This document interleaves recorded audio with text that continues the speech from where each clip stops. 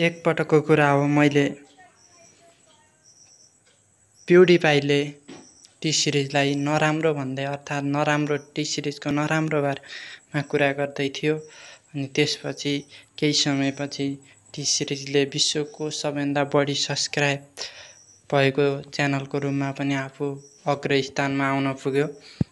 यसको बारेमा केही कुरा गर्दै गर्दा एउटा दाइले मलाई भन्नुभयो, मैले भने कि दाइ प्युडिपाईले टी सिरिजको बारेमा धेरै नराम्रा कुरा गरिराखेको थियो नि, आखिर टी सिरिज एक नम्बरमा आएर छोड्यो देख्नुभयो भन्दाखेरिमा उहाँले भन्नुभयो, टी सिरिजले यसको बदलामा त कति धेरै रुपियाँ दियो होला है प्युडिपाईलाई भन्नुभयो। यो अचम्म लाग्दो कुरा, म चकित भएँ, किनकि प्युडिपाईले टी सिरिजलाई नराम्रो भनिरहेको छ र टी सिरिजले उल्टो रुपियाँ दिने, यो त अलि अप्ठ्यारो कुरा होइन।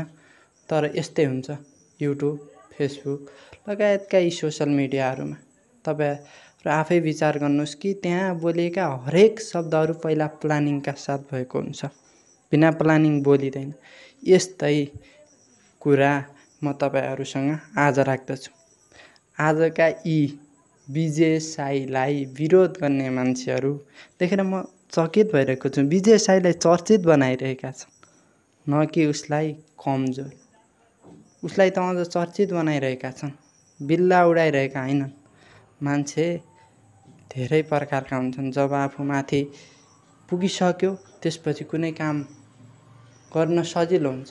आज विजय साईको बारेमा नराम्रो बोलिँदैछ, तर पनि नेपालभरि यति धेरै चर्चित भयो, ऊ फेगो यसो उसो भनेर उसको पछाडि खेदो खन्न लागेका छन् क्या हाम्रा नेपालीहरू।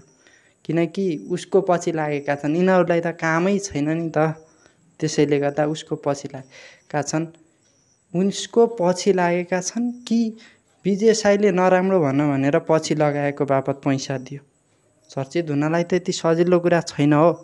त्यस्तो भए भए त म पनि हुन्थेँ, म पनि चाहन्छु चर्चित। ओसामा बिन लादेन जस्तो पनि जिन्दगीमा एकचोटि चर्चित हुने विचार गरेको मान्छे, लेकिन यस्तो हुँदैन। र दोस्रो पोइन्ट, जो मान्छे विजय साईलाई राम्रो नराम्रो भनेर टिका टिप्पणी गर्छन् नि, उनीहरू पहिलो कुरा त उनीहरू आफू व्यस्त छैनन्, त्यसैले अर्काको बारेमा केही न केही बोलिरहन्छन् होइन। दोस्रो कुरा चाहिँ जबसम्म माइन्डको कुरा आउँछ नि, जब एउटा प्रोग्रामिङ हामीले बनाएको प्रोग्रामिङले कम्प्युटर यति फास्ट चल्छ र हामीलाई कसले बनायो यो कुरा त थाहा छैन, तर पनि मानिसको माइन्ड यति पावरफुल छ, त्यसको तपाईँले अनुभवै गर्नुभएको छैन। कहिल्यै मानिस भएर बाँच्नु नै भएको छैन, पशु भएर बाँचिराख्नु छ। अनि मानिस जस्तो हुँ भनेर घमण्ड गर्दैमा मानिस बनिन्छ? बनिँदैन पक्कै पनि। हो, माइन्डको पावर यति धेरै छ कि त्यो विजय साईले कण्ठ गरेको कुरा थोरै हो। आजसम्म पृथ्वीमा यस्ता धेरै मान्छेहरू जन्मिसकेका छन् जो विजय साईभन्दा लाखौँ करोडौँ गुणा ट्यालेन्ट थिए। यस विषयमा बोल्नुपर्ने आवश्यकै छैन। कोही ट्यालेन्ट होस् नहोस् यसमा के मतलब, किनकि तपाईँ ट्यालेन्ट बन्न चाहनुहुन्छ, घोकन्ते बन्न चाहनुहुन्छ। हिजो विजय साई आउँदैमा मैले भनेको थिएँ, मान्छे क्रिएटिभ हुनुपर्छ। मान्छे क्रिएटिभ मान्छेको काम छ। कोही घोक्दैमा त आजकल पुरै सारा गुगल छ यार, किन चाहियो घोक्न, आवश्यकै छैन। तर नेपालको एजुकेसन सिस्टम त्यस्तै, तपाईँ ट्यालेन्ट बन्न चाहनुहुँदैन, घोक्न जान्नुहुन्छ, त्यसैले विजय साईको पछि लाग्नुभयो। हिजो केही नौला नयाँ कुरा देखाउँदैमा तपाईँ दङ्ग पर्नुभयो र उसलाई ठुलो भन्नुभयो, फेरि आज गिराउनुभयो। त्यसैले उसको पछि लागेर तपाईँ उसलाई गिराइराख्नु भएको छ, यसको अर्थ तपाईँ पनि गिरिरहनु भएको छ। किनकि अनि दोस्रो कुरा, उसले भर्खरै एउटा इन्टरभ्यूमा चाहिँ इङ्ग्लिसबाट खासै राम्रो बोल्न जानेको थिएन क्या। यो ठिकै पनि हो, म स्वाभाविक मान्छु, किनभने इङ्ग्लिस बोल्न म हरेक कालीकोटको मान्छेलाई च्यालेन्ज दिन्छु कि कालीकोटमै पढेको मान्छेले इङ्ग्लिस बोल्न मेरो अगाडि सकोस्। यति सजिलो छैन। जुन कालीकोट भनेको सदरमुकाममा समेत इङ्ग्लिस बोर्डिङ स्कुल नभएको ठाउँ तपाईँ कुरा गर्नुहुन्छ, इङ्ग्लिस बोल्ने। अनि इङ्ग्लिस बोल्दैमा कसले के उछारपाटो लगायो। भगवान् महावीरलाई संस्कृत आउँदैन थियो, यसको अर्थ भगवान् भन्न छोडिदिने। यति मात्र होइन, धेरै व्यक्तिका बारेमा। रामकृष्ण परमहंसलाई इङ्ग्लिस आउँदैन थियो कि त्यही इङ्ग्लिसका लागि स्वामी विवेकानन्दलाई अमेरिका पठाउनु परेको, नत्र रामकृष्ण परमहंस गएर नै आफ्नो ज्ञान प्रचार गरिहाल्नुहुन्थ्यो नि, इङ्ग्लिस आउँथेन। यसको अर्थ इङ्ग्लिस आउँदैन, यसको अर्थ मान्छे ज्ञानी छैन भन्न मिल्छ।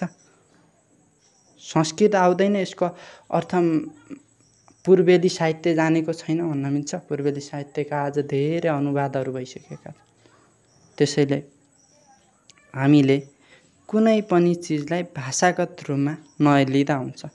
पैगम्बर मुहम्मद स्वयं पढ्नुभएको थिएन, उहाँको भनाइ नभनौँ तर पनि कुरान जो आज भगवान समान छ, अल्लाह जो उहाँले लेख्नुभएका कुरा छन्।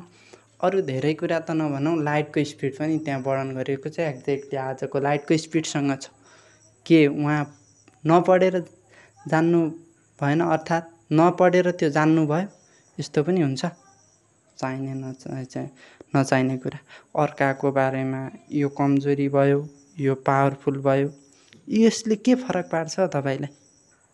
तपाईँ त वास्तवमा आफूमा खुसी नै हुनु हुँदैन। त्यसैले अर्काको यस्तो उस्तो भनेर धेरै युट्युबर भाइहरूले विजय साईको बारेमा धेरै भिडियो हालेको भेटाएँ होइन। स्क्याम यस्तो फेक रहेछ अरे, यसो रहेछ अरे, उसो रहेछ। मुलाहरूले युट्युबमा हालेर पैसा कमाइरहेछन् नि त, त्यो चाहिँ फेक होइन। नचाहिने कुरा। आफूले चाहिँ पैसा कमाउनको लागि अति गर्नुपर्ने, अनि अर्काले चाहिँ गरेको चाहिँ उसको खेदो खन्नु, यस्तो स्वभाव पनि हुन्छ। अनि तिनीहरू नराम्रो। ओहो, विजय साईले भन्यो अरे English is just a language भन्यो अरे, इङ्ग्लिस आएन अरे भनेर पुरै स्क्याम हालिरहेको हुन्छ। ओहो केटाहरू वाइट, के तिनीहरू गेडोहरूले चाहिँ जिन्दगीमा के गरिसक्यो, आखिर गरेर के गर्छ हो? म त भन्छु कि सिकन्दर भन्ने पनि एउटा मान्छे थियो जो आज चिन्दैनन् के, विश्वविजेता हो। अशोक सम्राट भनेको जो मान्छे थियो त्यो आज चिन्दैनन् के, विश्वविजेता हो। मरिसक्यो, सकियो, एक दिन सकिन्छन्। अल्बर्ट आइन्स्टाइन पनि को हो कस्तो हो भनेर कसैको मतलब हुँदैन के, समयअनुसार सबै परिवर्तन हुन्छ। भनेपछि त्यो विजय साई त आज आयो भोलि गयो, उसको पछि लाग्दै हुनुहुन्छ। तपाईँ आफ्नो पछि लाग्नुहोस्, आफ्नो भित्रको पछि लाग्नुहोस्। मैले यसको अर्थ यो भनेको होइन कि तपाईँ एक दिन पक्कै पनि अनुभव गर्नुहुनेछ, अर्थात् कोही राम्रो गुरु अर्थात् केही भेटाएर तपाईँ ध्यान गर्न लाग्नुहोस्।